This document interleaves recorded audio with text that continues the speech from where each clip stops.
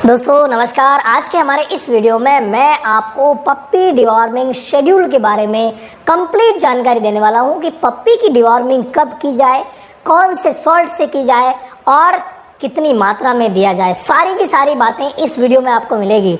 बहुत सारे प्रश्न आप लोगों के आ रहे थे और उन प्रश्नों में एक था पप्पी की डिवॉर्मिंग को लेकर के बहुत बड़ा संशय आप लोगों के दिमाग में था कि कब करें कब ना करें। बहुत सारे कमेंट्स आ रहे थे। तो देखिए भाई, पप्पी अगर आप अपने घर पे लेके आए हैं तो पहला नंबर 1 आप ये विशेष ध्यान दें कि पप्पी की जो मौतें होती है उनके पीछे सबसे बड़ा जो रीज़न है, पपीज़ की मौतों के पीछे सबसे बड़ा जो रीज़न है वो है फ्रेंड पेट के कीड़ों का। चाहे वो उसको माँ के गर्भ से मिले हैं, चाहे वो उसको इन्वायरमेंट से मिले हैं। तो इसीलिए पप्पी डिवॉर्मिंग बहुत ही ज़्यादा ज़रूरी है। जितनी ज़रूरी प्रेग्नेंट फीमेल की डिवॉर्मिंग है उतनी ही ज़रूरी पप्पी डिवॉर्मिंग है। तो आप पप्पी डिवॉर्मिंग कैसे करेंगे उसको आप पूरी तरीके से सुन लीजिए। नंबर 1 बात, जो ही आपका पप्पी 15 से लेकर के 1 महीने के बीच में होता है, हालांकि नियम तो कहता है कि 15 दिन से डिवॉर्मिंग होनी चाहिए। जब भी आप डिवॉर्मिंग करें अपने नज़दीकी पशु चिकित्सक की सलाह से कीजिएगा, अपने आप नहीं।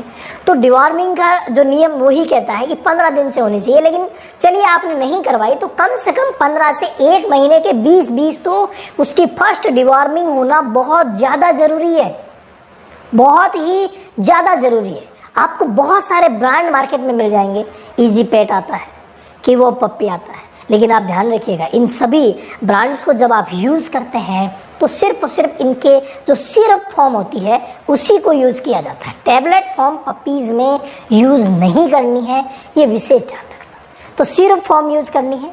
देनी कितनी है?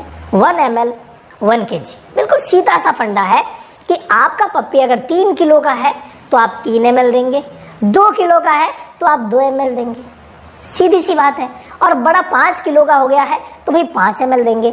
देना किस तरीके से है? जब भी आप उसकी डिवॉर्मिंग करवाते हैं 2 घंटे पहले और 2 घंटे बाद जहाँ तक हो सके उसे भूखा रखिए।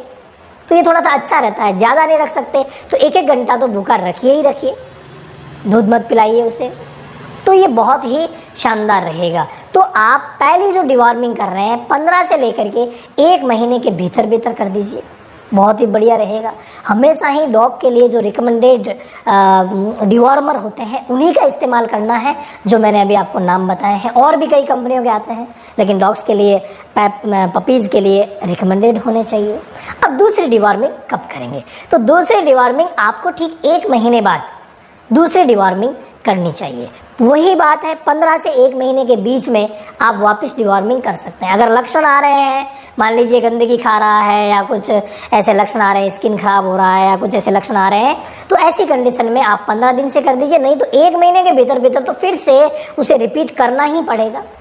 ये सिलसिला चलेगा 6 महीने तक लगातार। और इसी 6 महीने के दौरान अगर मान लीजिए जायंट ब्रीड है और पप्पी की जो वजन है वो 10 किलो से ज़्यादा हो गया है, तब टैबलेट यूज़ की जा सकती है। इन्हीं सॉल्ट्स की, इन्हीं नामों से इजी पेट हो गया, ड्रोनटाल प्लस हो गया, टैबलेट्स आती है बहुत सारी मार्केट में, तो वो टैबलेट आप इस्तेमाल कर सकते हैं।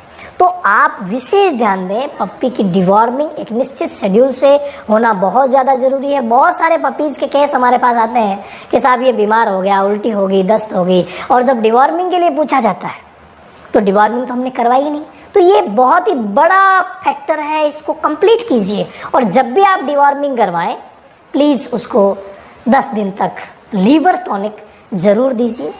लिव 52 पेट आता है, बहुत सारे पेट्स के लिए लीवर टॉनिक्स आते हैं, तो उनमें से कोई सा भी लीवर टॉनिक आप उसे दीजिए। और लीवर टॉनिक को लगातार 10 दिन तक देना पड़ेगा। छोटे पपीज़ में 2 से 5 ml दिया जाता है, बड़ों में 5 से 10 ml दिया जाता है, जबकि पपीज़ स्टेज में 2 से 5 ml दिन में एक बार पर्याप्त है। तो डिवॉर्मिंग के साथ ही लीवर टॉनिक का मैटर भी जुड़ा हुआ रहता है। तो इन दोनों को अगर आप कवर करेंगे तो भाई अच्छी तरीके से अपने पप्पी की डिवॉर्मिंग कर लेंगे और उसे स्वस्थ रख लेंगे।